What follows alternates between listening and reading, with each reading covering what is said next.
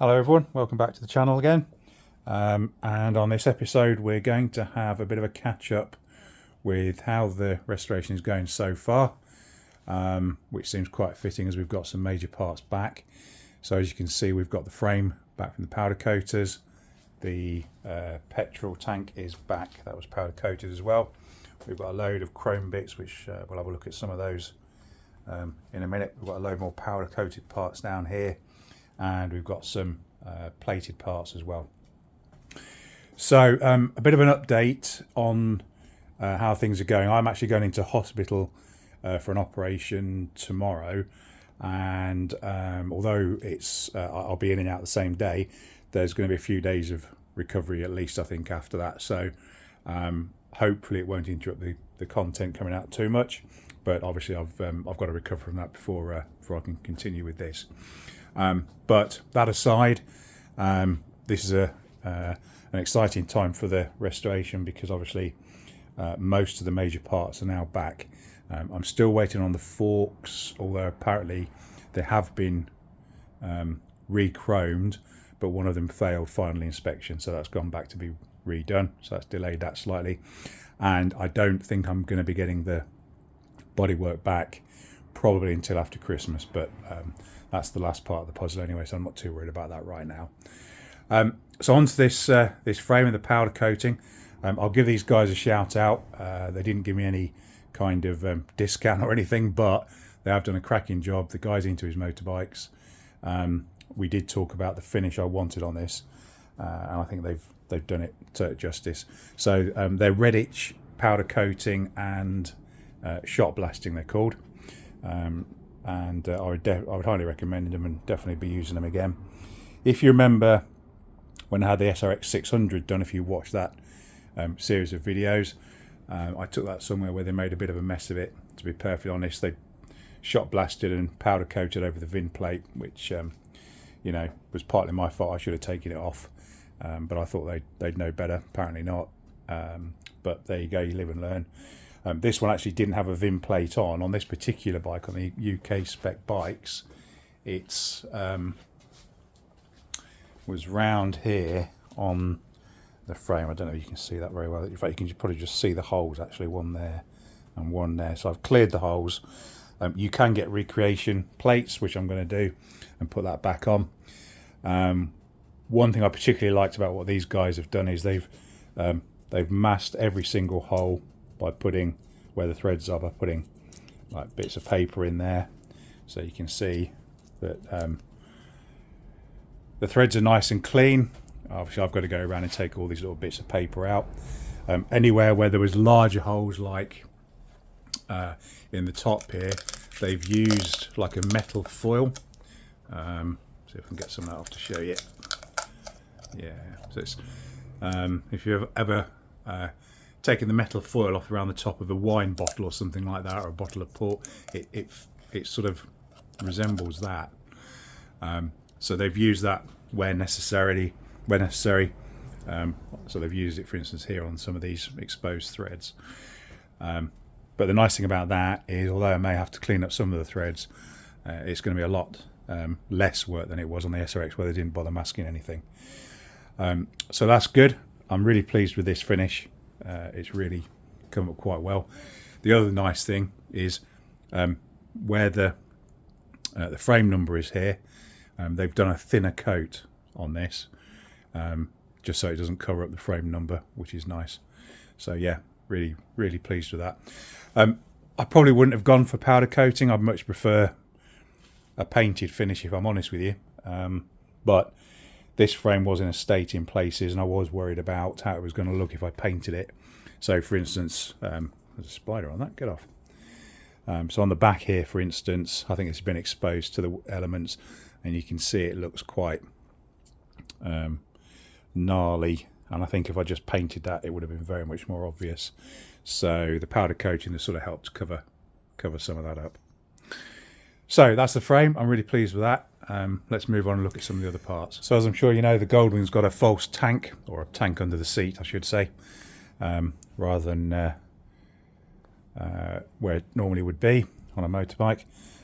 So this has been powder coated as well. Again, they've made an absolutely fantastic job of this. Masked off exactly where they needed to. And I know you won't be able to see in there, but they've cleaned it all out. It's completely spotless in there. I don't know if you can just about see in there, but there's no rust in this whatsoever. It's absolutely pristine in there. They didn't do that. That was already like that, but they've maintained it as it was, which is the important thing. So yeah, that's the tank. I'm not going to go through all these parts, that would just be boring, but just to give you an idea of the sort of work they do. So there we go, that's the housing for the air filter assembly, all done. And again, I've had it shot blasted because inside was quite corroded, and down in the bottom there, if I'd painted that would have been a lot more obvious. So it just makes sense to have some of these parts powder coated instead. So I haven't taken a look at this yet, but this is the frame that sits on top of where the tank would normally be. So it's the dummy tank basically, and the panels go over this and over the top. And again, I mean, that looks absolutely stunning. That's got to look better than new, hasn't it, really? And again, they've taken so much time and effort to mask every single little thread and hole, so that I don't have to take too much time over cleaning all these threads up, which is fantastic. Really pleased with that. Just to give you an idea of some of the parts I've had chromed. So these are the cases for the clocks. So they were originally chromed on the 75, 76 bikes. So they've been done. Various nuts, bolts, fasteners that were originally chromed have been redone. These are the sections that go along the exhaust. These were in quite a poor condition, and they've made quite a good job of those. I'm quite pleased with those. The headlight has come back. Obviously not so good on the inside as you would expect, but nice job on the outside. This was in quite a state, so they made a lovely job of that. And then obviously I've had both the mud guards done as well, and there's probably another 20 chrome parts which I've had done as well. But generally I'm pleased with how these have turned out. There's a couple of bits I'm not too happy about, but they were in such a poor state when they went off. I'm surprised they'd even bother trying to chrome them at all, to be honest. So I might take a view on as to whether I'm going to just replace those or see if they're usable. But yeah, for the majority of what I sent away has come back, and it's this sort of quality, so I'm more than happy with that. And then finally we've got a load of zinc plated parts. So all these parts have come out pretty well. All these various springs, and I mean, I've asked for these to be done black, and they are black. When these come new, they're more sort of greeny black, if I'm honest. Not olive green like they use on Yamahas, but they are slightly. I mean, they're properly black, but I think they'll be fine. So that's all looking good. And I was concerned, to be honest, when I took all this lot to them, there's so much stuff that they were going to get a lot of these mixed up, but they seem to have done a decent job. This is all the yellow/gold plating, and again, you know, that's the catch for the false tank. You know, they've made a cracking job of most of this. Even these little clips and bits and pieces, I'm sure I don't think they do these individually. I think they must just stick them all in one go. But yeah, so I'm pleased with those. That's the headlight, inner part of the headlight, and again they've made a nice job of that. I mean, obviously you've got this sort of thing here which you can't do much about because this was so badly corroded. what I tried to do is clean these up. In fact, I shot blasted this whole thing before I took it to them. But this corrosion is so bad that, you know, it's not going to cover that up with zinc plating, but it's on the inside. The point is that it is zinc plated and it'll stop it corroding, which is the point. Obviously, if that was something you could see, then I would have replaced it. A couple of bits I'm not happy with. This is obviously the rear axle, and they've zinc plated the end of that, and it's just come up a bit of a mess. To be honest, I can't really use that as it is, because it's on show so much. And again, it was just so badly corroded. I think what I'm going to do with that is I'm going to get that in a shot blaster, shot blast that all back off, buff it up so that it's actually all smooth, and then I'll zinc plate that again myself. I'm not too worried about the shaft as such, but yeah, I can't really leave like that. It's just going to annoy me, so I'll redo that. And then all of these bits in here, again, are all bright zinc, and some have fared better than others. That's the what do you call it? I don't know what you call it. It's the shaft, if you like, that goes through the centre stand.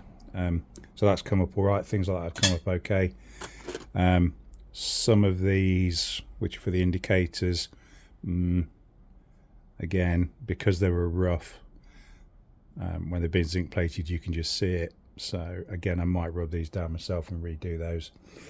You know, there's a few springs which clearly you can still see the rust through those.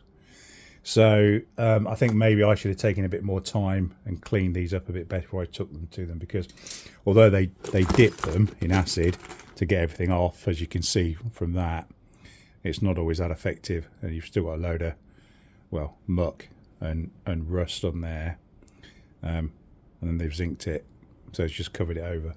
So I'm not so pleased with these parts as the rest of them. Generally, again, that sort of bracket, you know, you can see the rust still on there. It's just not come off in the cleaning process. And the thing is, you can't expect, bearing in mind how many parts we're talking about here, you can't expect them to individually clean each of these on a wire wheel or something. It's just not cost effective for them to do that. But it doesn't stop me doing it. So I would say, looking at that, the vast majority of those parts are probably going to be absolutely fine. But there are going to be a few, particularly, you know, these sorts of things that I'm just going to have to bite the bullet, wire wheel, and then zinc plate them myself again. But that's all right. I don't mind that. It's not the end of the world. You know, this has saved me an awful lot of time and effort. So get them done elsewhere. So yeah, that's where we're up to with all of that. I've now got everything I need to finish off the clocks. I said I was going to zinc plate these. It failed. I don't know if you've seen that video, you'll know that I said this had failed. I think it's just an old solution. I've now changed the solution, and I've redone those, so I'm happy with those. So they're ready to reassemble. That'll be, in fact, the other thing I said was I was wondering whether to replace these rings, and I've now managed to get hold of some of these from somewhere in the Netherlands, so they'll be being replaced. So a future video will be reassembling all of that lot. Obviously, we've been through the zinc stuff. These are all boxes of stuff that I've already finished and completed, and there's a couple of boxes there, bits that still need going through. The switch gear is underway as well. There's a separate video on that. But yeah, now that the frame is back and all of these powder coated parts and the chrome parts are back, you know, I think we should be able to make some decent progress. Obviously, we've still got the engine to look at as well. No doubt there'll be several videos on that. Maybe while I'm recovering from my operation, I shall dig around on the internet and find out some more information about that, decide what we're going to do there.